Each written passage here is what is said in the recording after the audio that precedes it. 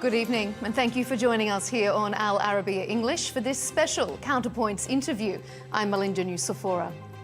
The death toll in Gaza has now surpassed 55,000. That's according to the Gaza Health Ministry. The tragic milestone comes as world leaders and high-ranking politicians prepare to gather in New York for a Palestinian conference co-chaired by Saudi Arabia and France. To discuss next week's meeting, I'm pleased to say we're joined by Prince Turki Al-Faisal, the former Saudi intelligence chief and the kingdom's one-time ambassador to the US and the UK. Your Royal Highness, thank you for joining us here on CounterPoints for this special interview. Thank you very much for having me. Your Royal Highness, 20 months on, 55,000 deaths.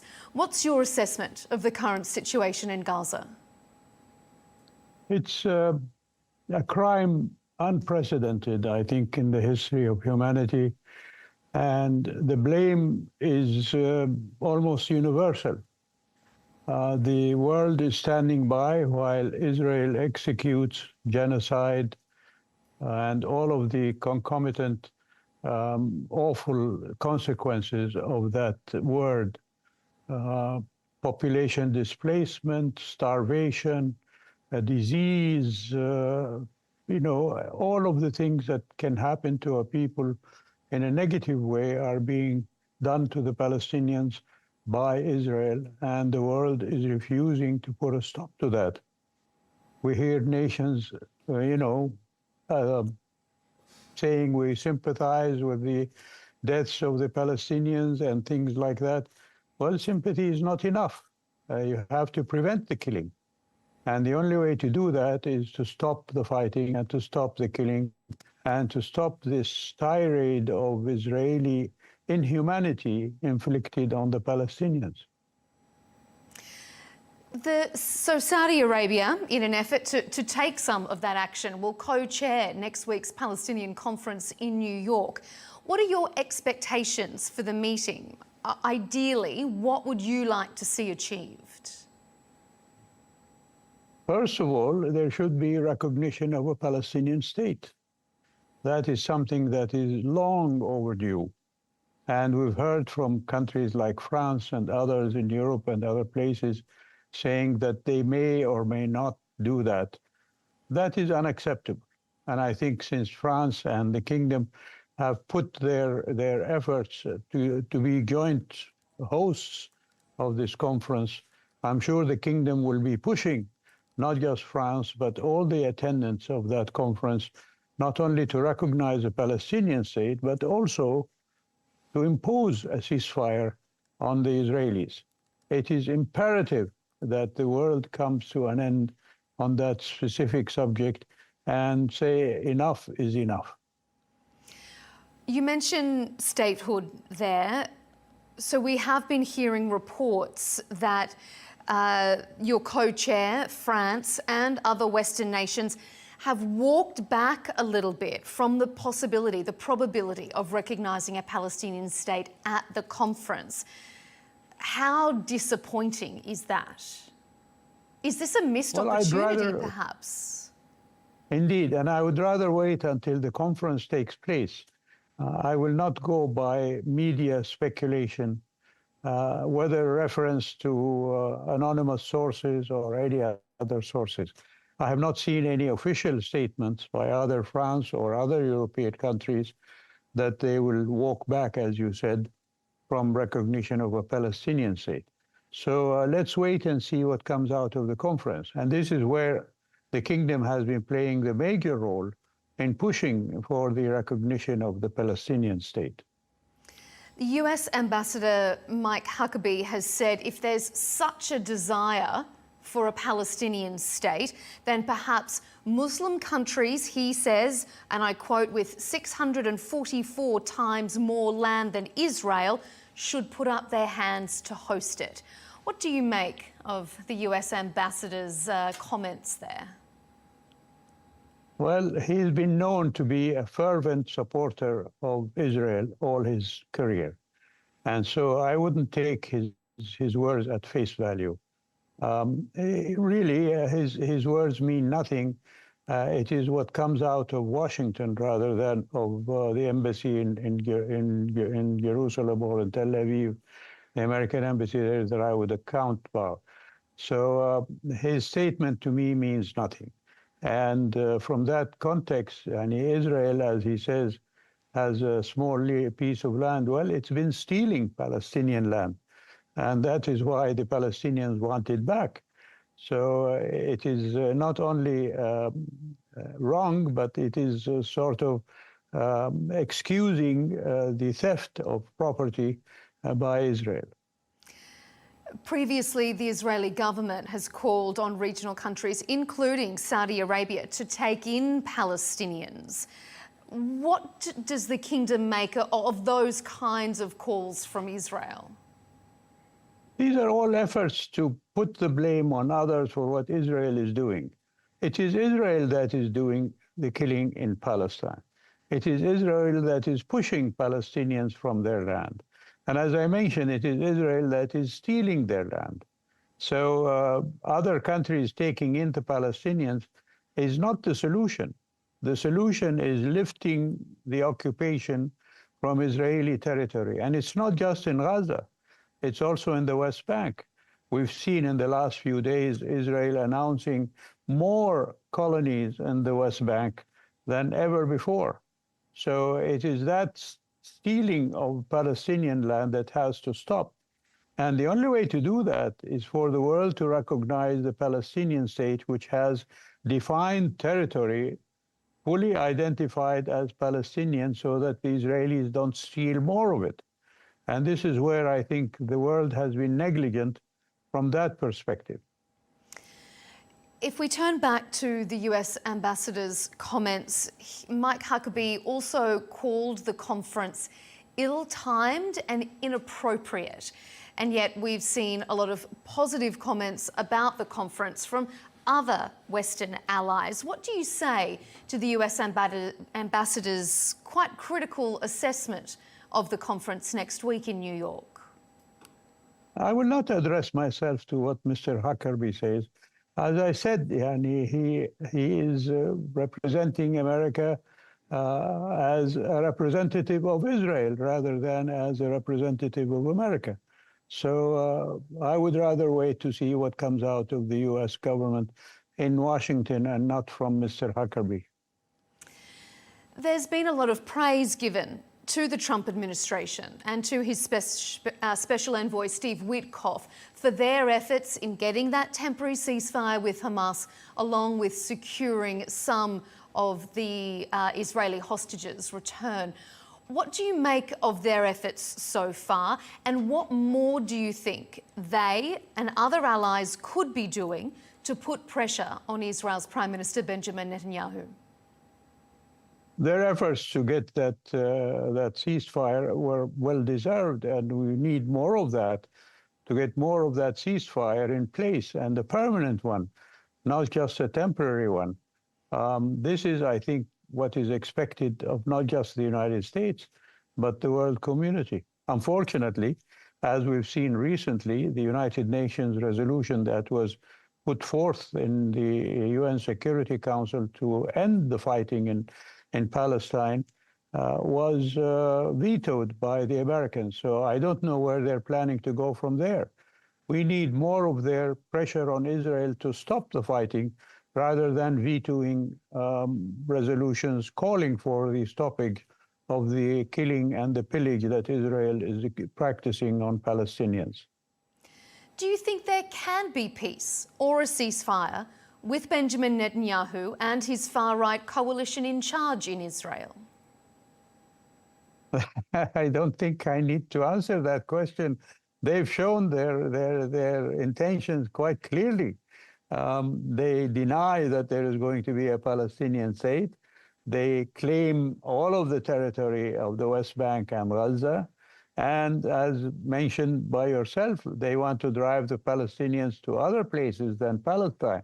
So it is a moot thing for me to say that the Israeli government does not want peace. They just want a continuation of the occupation and the stealing of Palestinian land and the driving away of Palestinian people from their homes.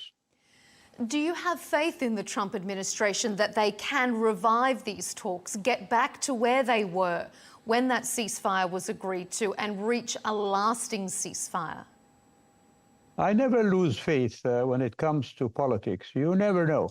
And the fact that Mr. Trump, for example, has contravened Mr. Netanyahu's wishes for a confrontation with Iran, for example, was a welcome step to avoid more warfare in the area and going for negotiations of a new nuclear deal with Iran.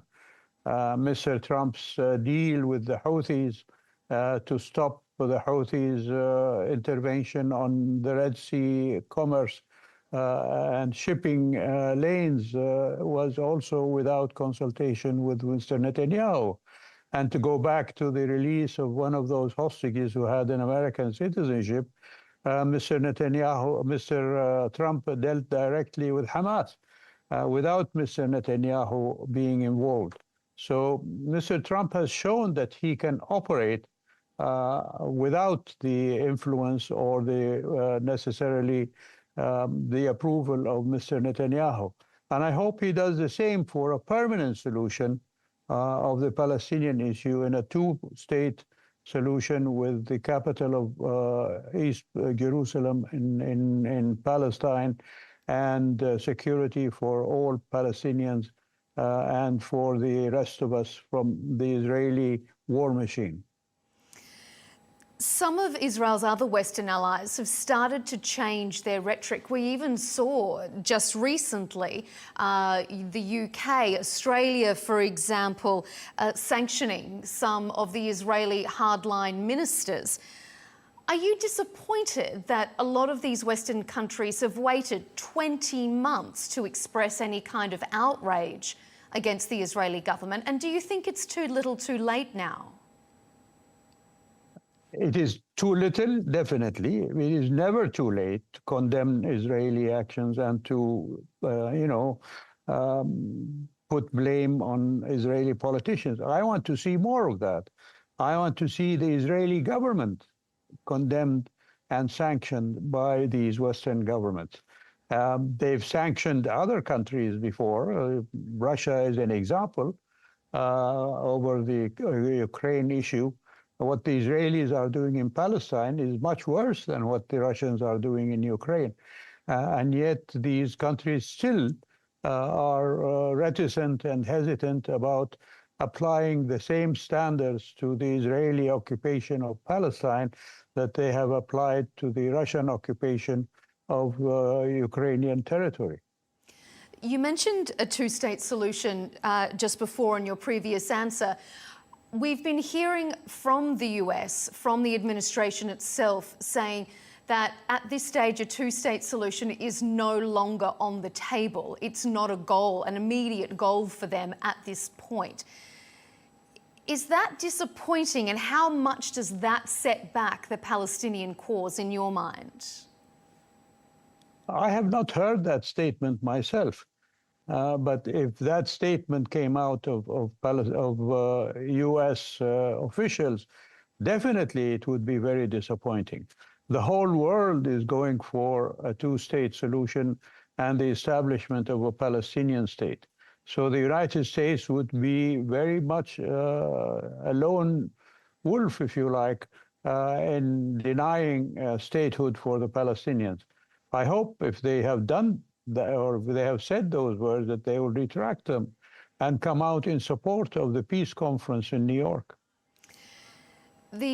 Some Israeli government ministers have warned that if particularly European allies recognise Palestinian statehood, whether it's at the upcoming conference or in some time in the future, it would respond by annexing more land in the West Bank.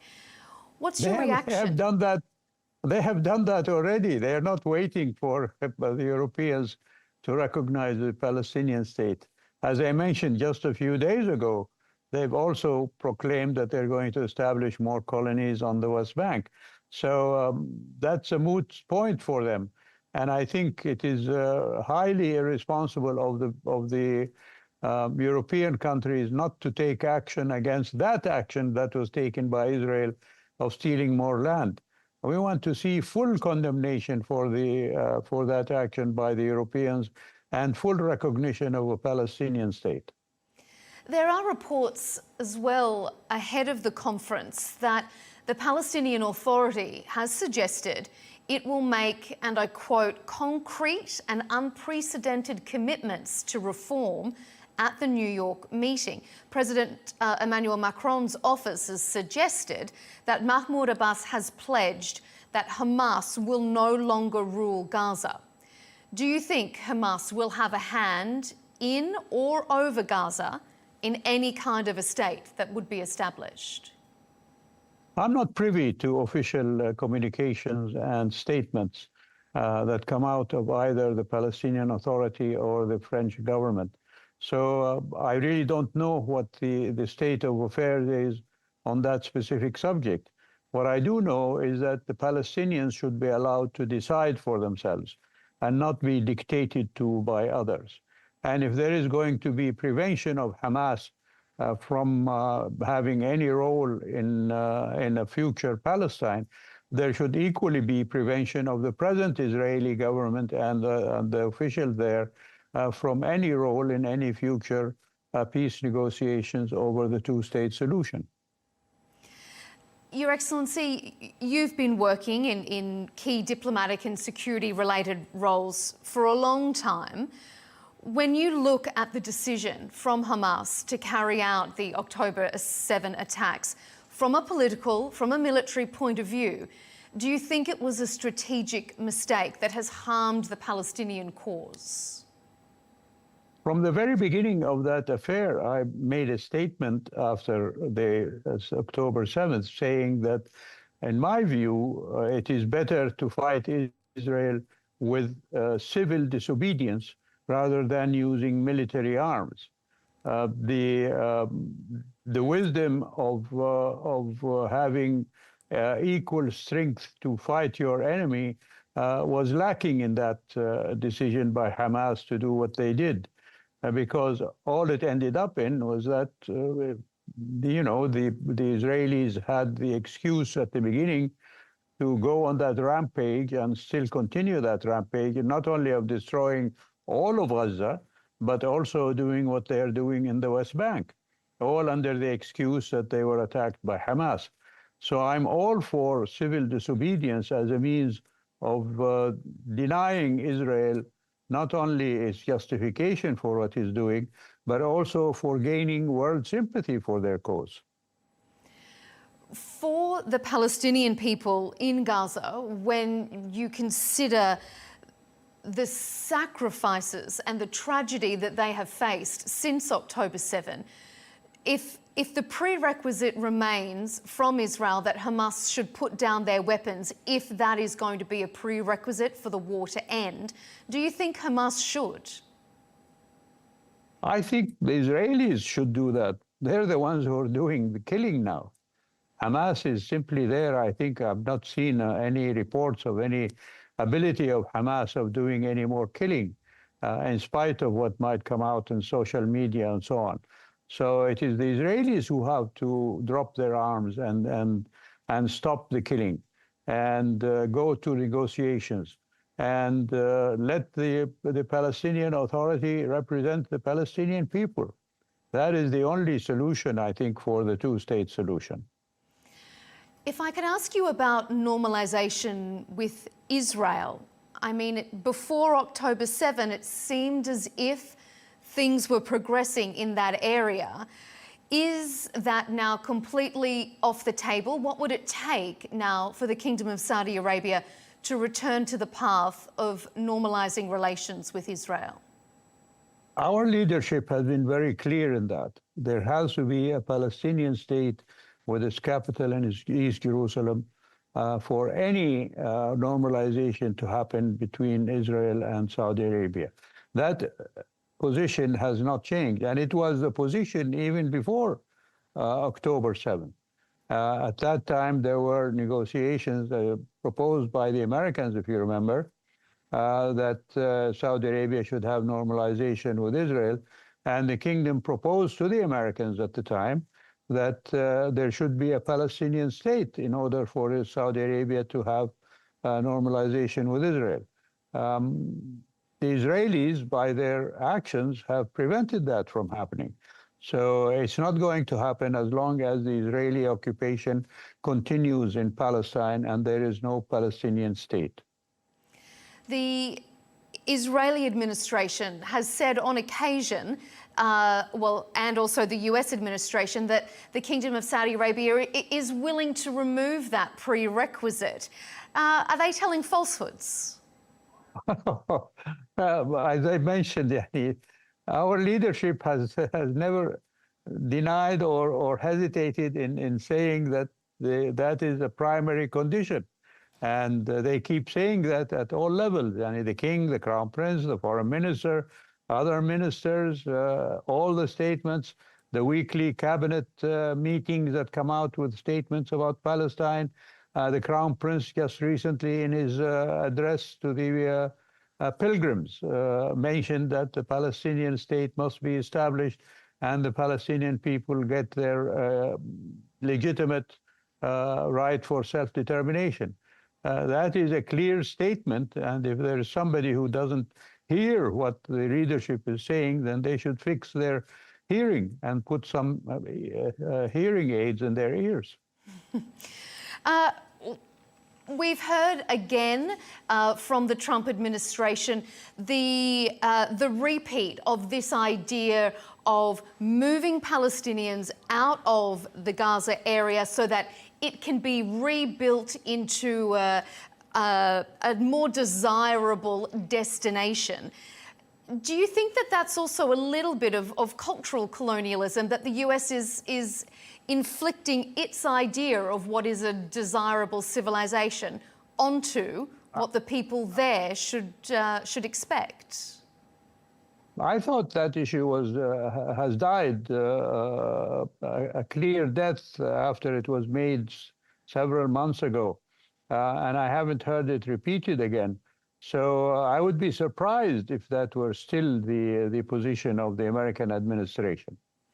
It was repeated again by the ambassador, Mike Huckabee, who said it was time to move Palestinians out. I know, as you've said, you don't put much credence in his comments, but he does represent the US administration's beliefs. He doesn't stray far from what the administration holds dear. Well, that's for the American administration to decide upon. I don't consider him as representing the American government. I said I will wait for a statement to come out of Washington and not for Israel's ambassador to the United States. With regards to the negotiations, how do you think, what do you think needs to happen for them to get back on track? Do you think that there is anything that either side could or should maybe move an inch on that you think can bring the parties realistically back to the table? I think the Americans should do what they did the first time that they had the ceasefire, is put their foot down on the Israeli necks and say, you guys better do it or else. Unless that happens, I don't think anything will go forward. Do you have any message for Israel and for the Trump administration about returning to the negotiating table, about future of peace in the region? Yeah, go for peace, not for war.